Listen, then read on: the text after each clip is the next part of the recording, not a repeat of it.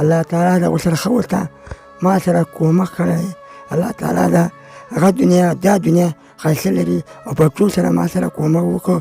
الله تعالی دا اباد لري او خدای تعالی ډېره دنیا ورته د غریبانو سره کومک ته.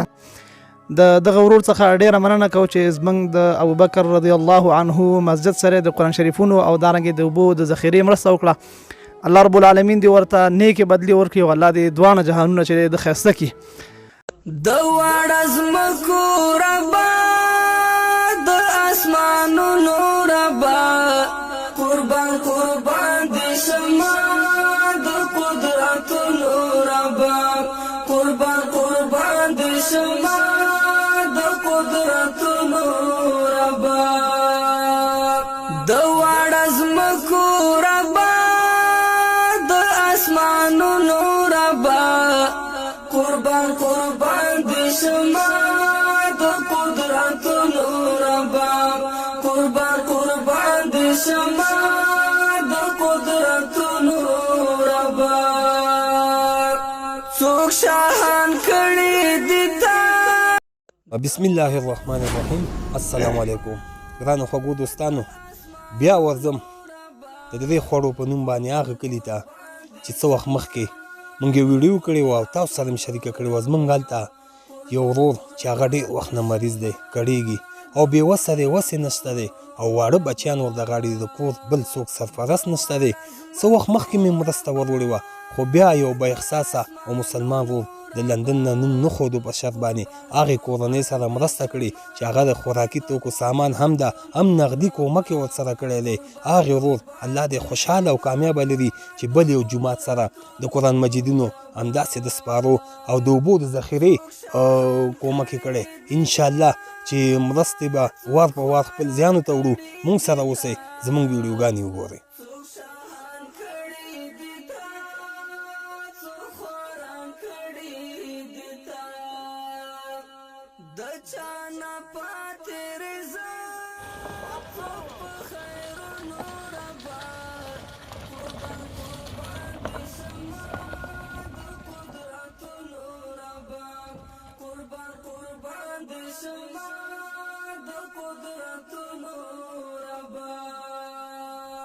د واړه ځمکو ربه د اسمانونو ربه قربان قربان دې شمه د قدرتونو ربه قربان قربان دې شمه د قدرتونو ربه څوک په دنیا مین دي څوک په همتا مین دي څوک په دنیا مین دي څوک په همتا مین دي فیصله خپله کوي د ټولو زړونو ربه قربان قربان دې شمه د قدرتونو ربه قربان قربان دې شمه د قدرتونو ربه د واړه ځمکو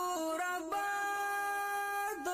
خیبره کوم ورور چې تا ته د خوراکي توکو سامان اخیستی دی او ورسره یې درته نغدې 4,000 افغانۍ را لګلې دي، 1000 2000 3000 4,000 دا 4,000 روپۍ د واخلې ته یې وشماره 1000 2000 3000 4,000. الله تعالی دا ورسره ښه ورته ما سره کومک کړی. الله تعالی دا هغه دنیا دا دنیا ښایسته لري او په ټول سره ما سره کومک وکړو. الله تعالی دا اباد لري او خدای تعالی ډېره دنیا ورته د غریبانو سره کومک ته او د سادهګانو سره الله تعالی برای ورته الله تعالی کومک ورسره بیا را سره ورته الله تعالی تاسو څخه ورته او خدای تاسو ژوندي لري او خدای تعالی هغه ژوندي لري ما سره کومک وکړو.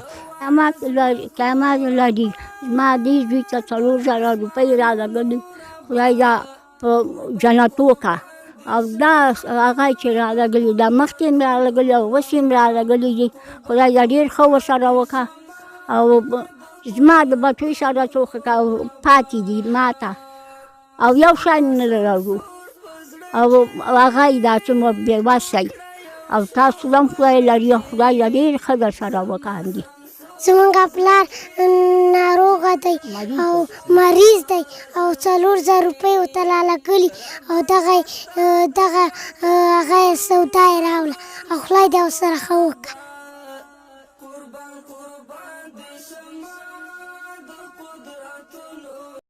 طيبة دا إيمان دا جلوة لا إله إلا الله دا إيمان دا جلوة لا إله إلا الله لا إله إلا الله محمد رسول الله محمد رسول الله دا د خواص یو خاص ذکر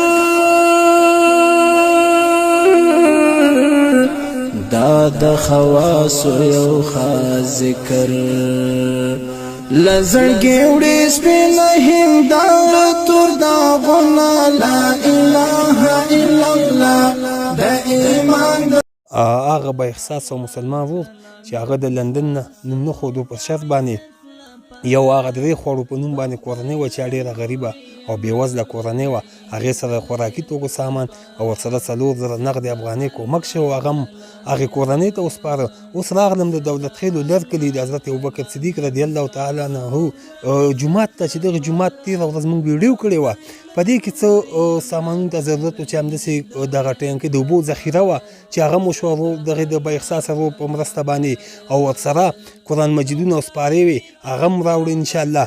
خو کوم شیانو ته چې حاجت او ضرورت دی هغه مو سره د دې جومات مختمم ولاړ دی. السلام علیکم ورحمت الله وبرکاته. دغه ورور څخه ډیره مننه کوم چې زموږ د ابوبکر رضی الله عنه مسجد سره د قرآن شریفونو او دارنګې د اوبو د ذخیرې مرسته وکړه. الله رب العالمین دې ورته نیکې بدلې ورکړي او الله دې دواړه جهانونه چې د ښایسته کړي.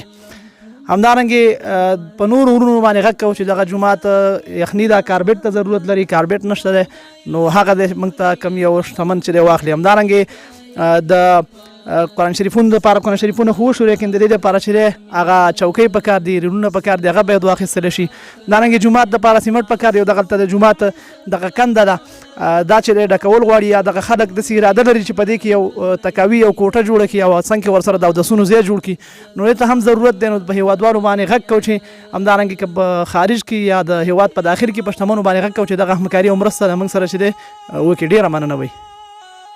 کوم ورور چې دغه مرسته د موږ سره کړې وه هغه یو د غریبې کورنۍ وه بل د دې جومات وه الله دې خوشحاله او کامیابه لري. خو هېوادوالو په دغې جومات کې د شپې د خوا نه ترجمه کېږي یعنې دې بالا د هسکې مینې ولسوالي ډېره یو یخه ولسوالي ده او موسم د ژمي دی د شپې دلته ترجمه کېږي جومات کې کاربیټ نشته هېوادوالو یعنې په فرش باندې په ځمکه باندې دلته خلک د قرآن ترجمې ته کښېني جومات ډېر یخ دی دې له ضرورت دی او بل دې جومات کې د سیمټو ضرورت دی پلستر یو کوټه جوړول غواړي که تاسو په دې کې خپل کومک او همکاري وکړئ انشاءالله الله جل جلاله به د تاسو نه راضي وي.